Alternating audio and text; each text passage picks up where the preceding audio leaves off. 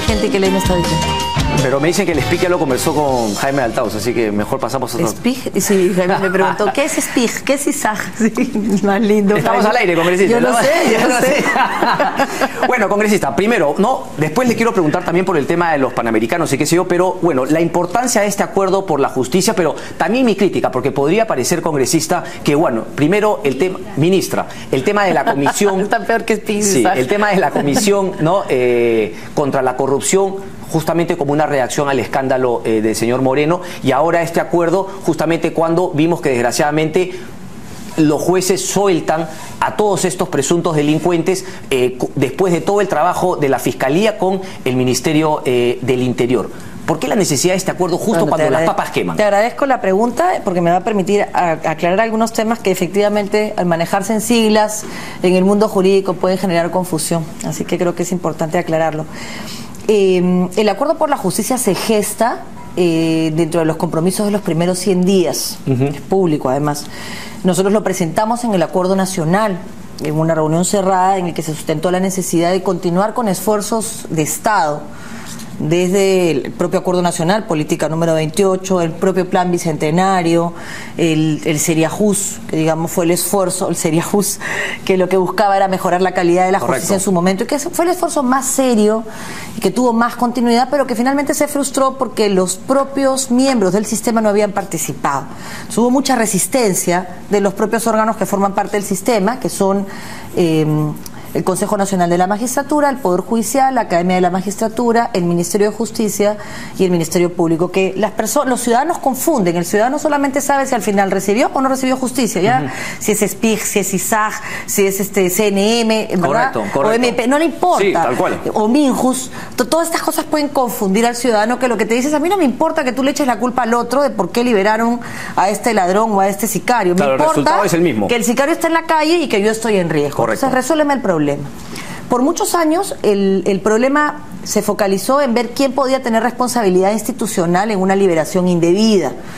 Y no se corrigieron ni las causas, ni se eliminó globalmente que la responsabilidad de la justicia es una responsabilidad grupal. Así que empezamos este esfuerzo. No ha sido un esfuerzo fácil porque dependía de las voluntades de todas las instituciones, también de un presupuesto que en un país que tiene de la misma billetera sale el dinero para todo el mundo, que distribuirlo con criterios de justicia, y de una demanda ciudadana por respuestas. Así que optamos por un esfuerzo de compromisos de largo plazo, mirar el bosque, hacia dónde vamos en temas de justicia, pero también un compromiso de corto plazo de qué queremos hacer en 100 días.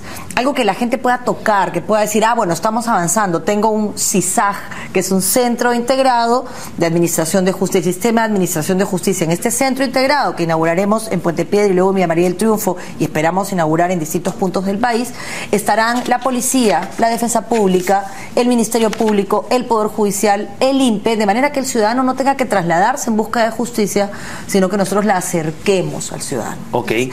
Ese es el esfuerzo grupal, una cosa que tú puedes tocar y en 100 días sabes si se inauguró o no se inauguró.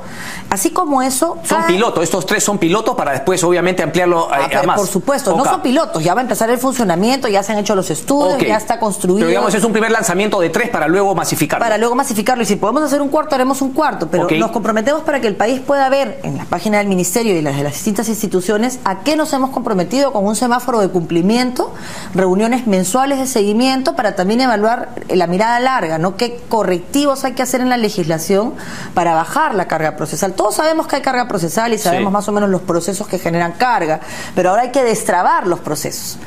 Y entonces en eso, por ejemplo, hemos resuelto el problema del SPIG, que es la otra que va por Sistema Peruano de Información Jurídica. Exactamente, que es qué leyes están vigentes y qué ordenanzas están vigentes para que la gente, es verdad, todo el mundo presupone que la ley se conoce, pero ¿cuánta gente compra el peruano? Hay lugares en el peruano llega después de una semana, en el que el peruano llega en paquete después de 15 días. No todo el mundo tiene acceso a esa información. Solamente el Poder Judicial pagó 2.600.000 soles por las licencias que tenía que solicitar para poder acceder a la información que necesita. Esto nos va a llevar a que eventualmente ya no se imprima, porque es una locura imprimir ese bodocón todos los días en el peruano. Por lo pronto, mañana inauguramos en la Universidad de San Marcos, la emblemática Universidad de San Marcos, la liberación del SPIG. El SPIG el sistema integrado de información jurídica estará abierto para todos los ciudadanos y ciudadanas, sin importar si pertenece al Poder Judicial, si es un ciudadano que busca justicia, si es un abogado.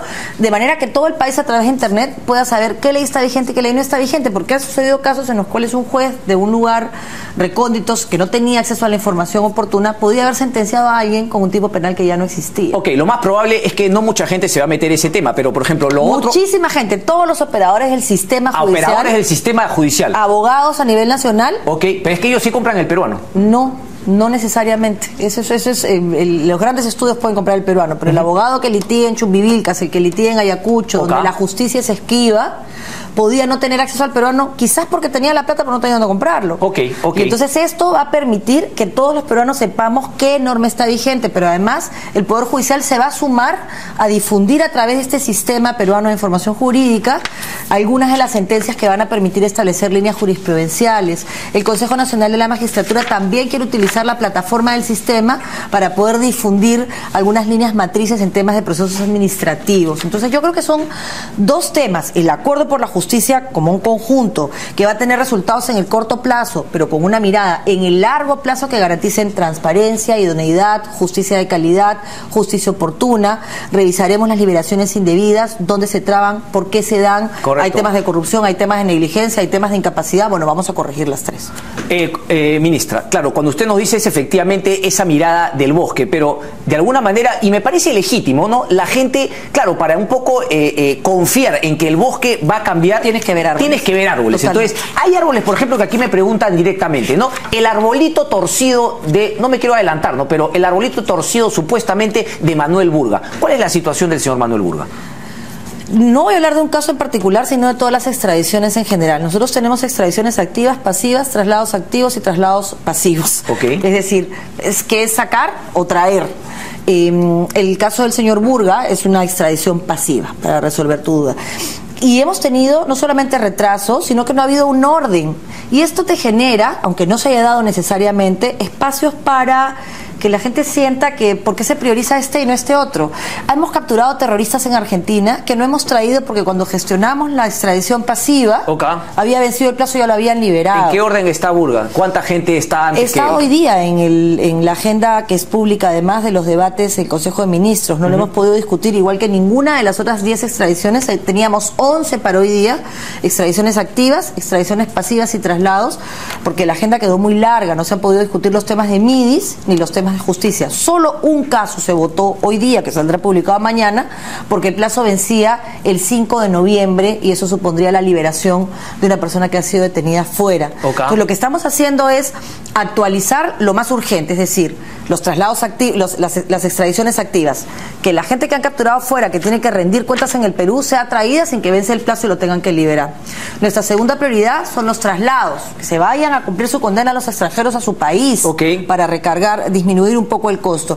Y las extradiciones pasivas que estaban por vencer para poder garantizar cumplir con los acuerdos internacionales. ¿Para cuándo se podría definir la situación de Manuel Burga? Y solamente quiero entender, ¿la pelota está únicamente en manos del Ejecutivo para que el señor Burga se vaya a los Estados Unidos? Sí, claro que sí. Estamos en un proceso de sacar. Nosotros hemos sacado en los últimos meses, en todas las agendas del Consejo de Ministros, han habido como mínimo 4 o extradiciones o traslados, y hoy habían 11. Pero digamos, ¿no es tampoco ilegítimo decir, bueno, es un caso, ¿cómo es que se dice?, emblemático? ¿Por qué no darle esa prioridad? ¿O sería, digamos, una violación a las otras personas que también están involucradas en casos de extradición? Lo que no es correcto es reducir la justicia a los presos emblemáticos, Martín Belaúnde, el señor Fujimori, está bien, las políticas no se pueden hacer con nombre y apellido. Las políticas son generales. Lo que hay que hacer es limpiar los pendientes. Hay demasiados pendientes, demasiadas cosas que no se trabajaron en su oportunidad.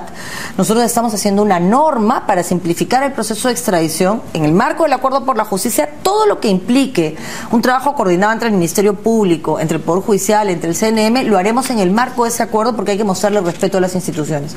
Lo que no significa no decir, como hemos dicho fuerte y claro en el tema de las últimas liberaciones, no estamos de acuerdo con que se hayan llevado así, pero respetando a todos los jueces, porque un juez muestre indicios de haber por lo menos sido negligente, si no hay razones de otro calibre, no puedes manchar la honra de otros jueces que pueden hacer bien su trabajo. Como que si hay policías que abusan del poder que tienen, eso no significa que toda la policía lo haga. Entonces, el acuerdo busca corregir eso que daña a la institución. Por ejemplo, en el tema policial se tenía que liberar a mucha gente porque el plazo de 24 horas no era suficiente para formalizar o sea, quedaba en parte en atestado. No era suficiente para un atestado y lo tenías que liberar. Yo sé que hay términos que son muy jurídicos, discúlpenme, voy a procurar utilizar un lenguaje más sencillo. Por eso se ha ampliado. Pero por eso hemos pedido una modificación constitucional para que se corrija el plazo de hasta 15 días para crimen organizado, pero además, en el marco de las medidas de facultades delegadas, estamos ampliando, corrigiendo el problema en el corto plazo para que se pueda ampliar con mandato judicial hasta por 7 días o hasta por el tiempo que el juez lo decida, ¿no? No hay ninguna posibilidad de que Manuel Burga, quizás porque tiene esta lista de gente delante, pueda finalmente salir libre hasta que ustedes tomen una decisión. Está en la lista de las 11 personas en las que hay que tomar una definición. Sí, pero por ejemplo me acaba de decir que ustedes se han apurado hoy día, han visto un caso en particular porque había la posibilidad de que salga libre. Pero que estaba en esa lista. Correcto, o sea, pero a lo que voy es que si es que hay posibilidad de que él salga libre, obviamente van a apurar la situación. ¿Ustedes qué tienen que decidir? ¿Si se va o no se va? Nosotros tenemos simplemente que opinar en todos los casos. Si es que no se aplica el principio de no devolución, que fue el famoso caso de Won Ho-win, es decir, si no corre en riesgo la persona que está siendo extraditada de ser sancionada con pena de muerte en su país, si no está perseguido por delitos políticos o conexos con los políticos o por razones de tipo religioso o de cualquier forma de discriminación, si se ha respetado el procedimiento administrativo. Nosotros no nos pronunciamos sobre la inocencia o la culpabilidad, para eso extraditas. Correcto. Si no estarías violentando el principio de presunción de inocencia. Lo que haces es concederle al Estado que lo reclama, porque podría presuntamente. Sí, pero lo que voy es que, claro, como es de Estado a Estado, el Poder Judicial ha dicho que sí va el tema de la extradición porque se cumple y qué sé yo. Pero no es porque es de Estado a Estado, y vamos a hablar siempre de casos generales, es porque el Poder Judicial hace una valoración del principio de doble incriminación, que no necesariamente es el tipo penal exacto, ¿no? Pero sí que contemple lo que se llama, y perdonen nuevamente, no hay problema. Conducta típica, antijurídica y culpable. ¿Qué significa? Que tiene que haber una conducta descrita con absoluta claridad, que no es la conducta que debes tener y que está sancionada penalmente. Eso ya lo definió el Poder Judicial y ha dicho que sí. De un delito. Con un delito basta para ser extraditado. Con un delito basta para ser extraditado. Y ahora lo que tiene que hacer el Estado peruano, el Poder Ejecutivo, es verificar esas condiciones en todos los casos y pronunciarse. Hasta el día de hoy, todas las extradiciones han sido concedidas. Hasta el día de hoy, todos los traslados les hemos dado giro, independientemente si tenía 1 kilo de cocaína o 140, porque no nos interesa pagar $7 diarios por una persona que puede cumplir. No se anima a darnos una fecha, no puede darnos una fecha. No, yo prefiero no personalizar el trabajo que estamos haciendo desde justicia. Lo que sí yo me comprometo con absoluta claridad es que a esta norma incorpore transparencia. Es decir, los ciudadanos debieran de saber cuándo ingresó un expediente a trámite, cuándo ingresó, y cuándo se definiría. Yo podría verlo. Y cuándo en este momento ni siquiera te puedo decir cuántos expedientes existen. No hay la posibilidad de que el Poder Judicial, como el Ejecutivo se demore en definir, el señor Burga se va a su casa. Ningún señor puede eximirse del procedimiento, nadie. Así que hay que respetar los plazos. Nosotros corremos en esto, pero entendemos que hay plazos, procedimientos que seguir y que respetar y prioridades. Yo no voy a permitir que este señor que está preso sea puesto en libertad cuando acá tiene que rendir por su conducta, y me refiero al que va a ser extraditado de Argentina.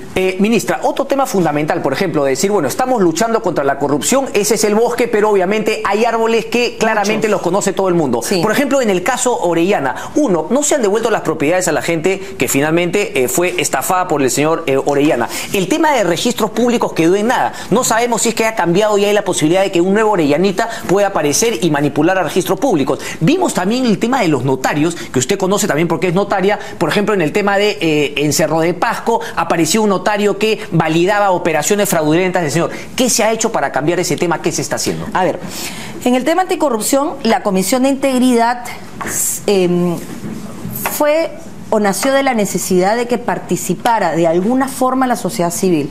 Nosotros hemos trabajado un plan de lucha contra la corrupción con miras a ver el Plan Nacional 2017-2021, que tiene que ver con todos los diagnósticos que el Perú ha tenido y tiene, de la CAN, en fin, de una serie de informes.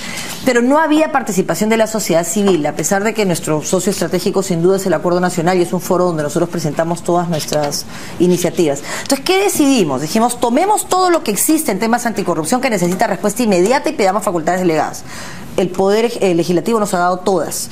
Así que estamos corrigiendo los problemas que hay en transparencia. La ley tiene 10 años y no se cumple. Tú lo sabes como periodista que para conseguir información tienes que rogar, te mandan una cantidad de información que no puedes procesar y algunas establecen costos que no son correctos. Así que hemos armado una comisión que presenta su informe mañana para sacar una ley de transparencia, acceso a la información y protección de datos. Vamos a esperar el informe de la Comisión de Integridad para poder sumar todas las correcciones que ellos consideren necesarias o los aspectos que podamos no haber visto. Adicionalmente, hemos establecido un decreto legislativo para proteger a testigos y víctimas, para que el testigo denuncie. Hemos generado en el Ministerio de Justicia y en los demás ministerios, la publicidad que corresponde, una línea de denuncias institucionales. En nuestro caso es denuncias@minjus.gov.pe, que estamos implementando para que la gente sepa. ¿Por qué tú no denuncias? ¿Porque te cuesta plata? ¿Porque pierdes tiempo? ¿Y porque no pasa nada? La gente tiene que saber que no te va a costar un centavo, que no vas a perder tiempo y que sí va a pasar algo. Y eso solamente lo haces si hay transparencia en tu conducta, si la gente sabe cuándo denunciaste, quién denunció, a dónde va, quién lo está mirando, y luego si es que hay sanción o no hay sanción, o no hay suficientes pruebas y pedirás más. Pero después de toda esta etapa previa de transparentar, de proteger a los testigos, de hacer líneas de denuncia de fácil acceso, de establecer mecanismos por los cuales se corrijan los procesos administrativos que generan corrupción, si no hay un poder judicial, una fiscalía y una policía que hagan su chamba, el asunto se queda ahí. Por eso el acuerdo por la justicia es el lazo que corrige. Sí, pero por ejemplo, en el tema de los registros públicos, porque claro, algunos dirán que bueno, el Poder Judicial se tiene que manifestar para que las propiedades vuelvan a sus dueños. Pero es que el caso Orellana es un caso dramático, ¿sabes por qué? Porque Orellana conocía tan bien la norma y tan bien los resquicios de la norma que aprovechó todos esos resquicios para darle apariencia de legalidad a un acto irregular.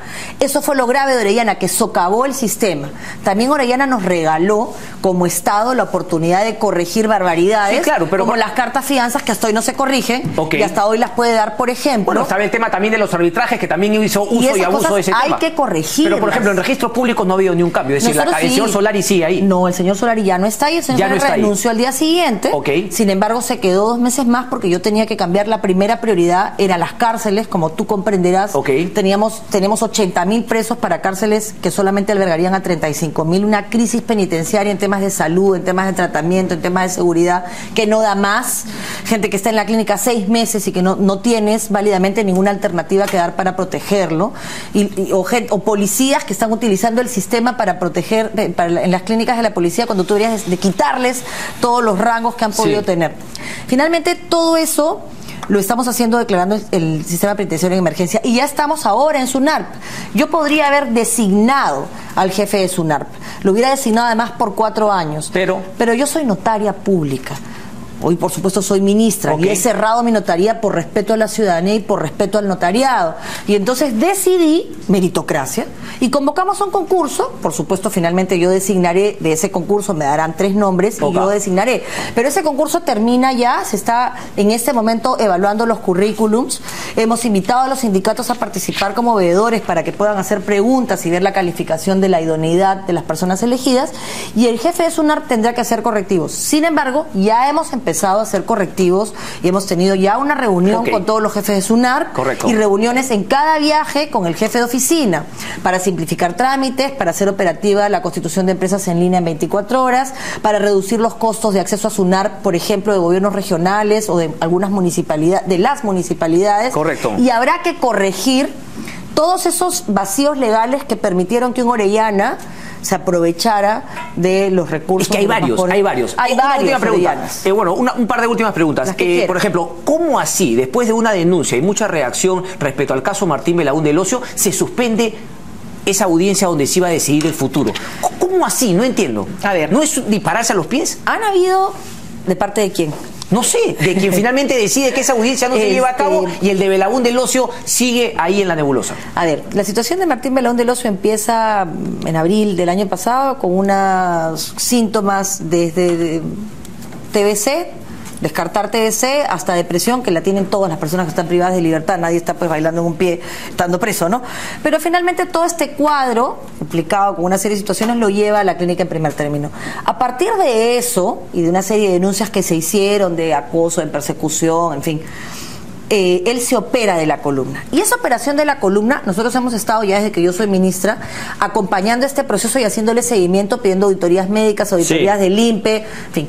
Siempre que la auditoría decía al 7º día ya está en posibilidad de darle de alta, venía un médico privado, que es el médico privado que hasta ahora lo está acompañando, a quien le tendrían que hacer la pregunta de su situación médica actual, y lo volvieron a operar un día antes de que se le trasladara al penal. Y esa segunda operación ha tenido complicaciones, tantas que el último informe privado ha dicho que podría estar hasta 6 meses más en tratamiento. Entonces nosotros lo que hicimos fue pedir una auditoría judicial, porque la vida de las personas privadas de libertad también es mi responsabilidad. Y entonces lo que dijimos fue: señor juez, pronúnciese. Y yo estoy dentro de las instalaciones médicas que hay en algunos penales, unas peores que otras, ver si está en condiciones de ser trasladado a Castro o al Urigancho, que tienen un espacio médico que podría servir para el proceso de recuperación. Ok, me queda claro que usted tiene, pero no me ha respondido cómo así se cancela esa audiencia. Porque el médico, yo no estoy dirigiendo la audiencia, la dirige el Poder Judicial, pero, por supuesto, tengo la información. El abogado del señor Martín Belaúnde solicitó que estuviera presente en esa auditoría médica el médico tratante. Así que entiendo que se ha suspendido, pero no es eternamente, se ha suspendido para un corto plazo, y nosotros estamos detrás de esa auditoría médica. Es bien lechero. No, y además esa es la típica del empleo de los recursos jurídicos de legítima defensa, de doble instancia, de dilatar los procesos que normalmente sufrimos o sufren las víctimas, ¿no?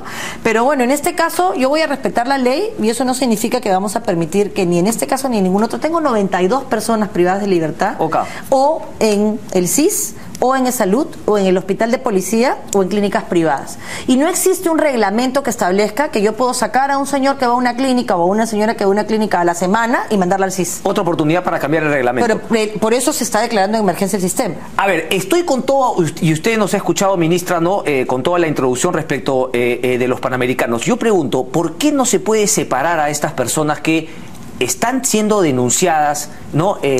Por el Ministerio Público? Ya se va a llevar finalmente al Poder Judicial? Hablo del señor Quiñones, hablo del señor Francisco Boza, todas estas personas, el señor Saúl Barrera, que también sigue en el Instituto Peruano del Deporte.